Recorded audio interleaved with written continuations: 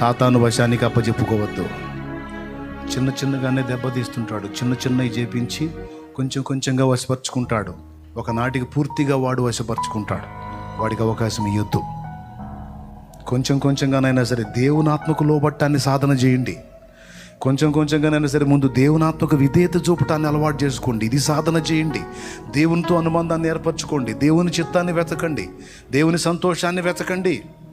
దేవుని సహవాసాన్ని వెతకండి. ఆయన దొరుకుతాడు నీకు. ఆయన దొరుకుతాడు. ఆయన సన్నిధి దొరుకుతుంది. నీరధ ఈ ఒక్క చరణంలో నా మెసేజ్ అంతా ఇమిడి ఉంటుంది. పరిశుద్ధాత్మ సారథి, మనము ఆయన రథాశ్వం.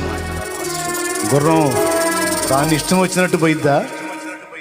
సారథి ఆలోచన చొప్పున పోయిద్దా? మరి నువ్వు అంగీకరిస్తున్నావా పరిశుద్ధాత్మని నీ సారథిగా? నీ రథ అశ్వముగా నీ త్యాగబంధము